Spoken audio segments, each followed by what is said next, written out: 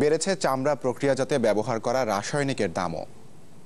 আমার চামড়ার দাম নিয়ে তো তেমন সমস্যা না, লবণটা নিয়ে একটু সমস্যা বেশি। গত বছরে আমরা ক্রয় করেছি 370 থেকে 410 টাকা পর্যন্ত, আর এই বছর 800 টাকা থেকে 820 টাকা।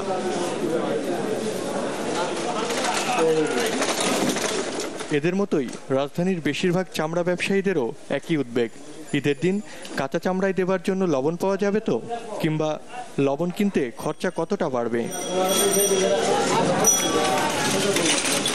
ঈদের পরে চামড়া কত দামে বিক্রি হবে সে উদ্বেগ ছাড়িয়ে গেছে বাড়তে থাকা লবণের দামের কারণে।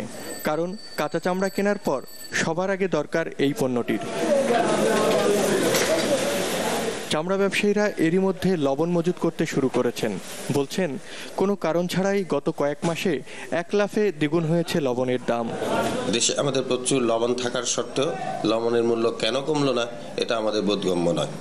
তদ্রূপ লবণের মূল্য হওয়া উচিত ছিল 450 থেকে 500 টাকা, যে মূল্যটা গত বছরে ছিল। শুধু লবণ নয়, দাম বাড়ার তালিকায় রয়েছে চামড়া প্রক্রিয়াজাতের বেশিরভাগ রাসায়নিক সামগ্রীও। গত এক বছরে চুন কেজিতে 1 থেকে 2 টাকা, সোডিয়াম 5 থেকে 7, metabisulphate 30, sulphuric acid 15, ammonium sulphate 25, ammonium chloride 5, chromium 8 থেকে 10 টাকা এবং সোডিয়াম বাইকার্বনেটের দাম বেড়েছে 7 টাকা প্রায়।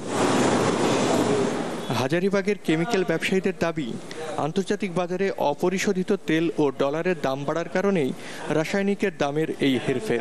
কেমিক্যাল তৈরি করতে যে র ম্যাটেরিয়াল, সেটা হলো ক্রুড অয়েলের বাই প্রোডাক্ট। আন্তর্জাতিক বাজারে যখন ক্রুড অয়েলের দাম বেড়ে যায়, আলটিমেটলি কেমিক্যালের দাম বাড়ে। কাঁচা চামড়া প্রক্রিয়াজাতের বিভিন্ন ধাপে ব্যবহার করা হয় লবণসহ এসব রাসায়নিক। এগুলোর দাম বাড়ার কারণে আগামীতে প্রক্রিয়াজাত চামড়ার দামও বাড়তে পারে বলে জানিয়েছেন ব্যবসায়ীরা। হাসনাত রাব্বি, চ্যানেল 24, ঢাকা।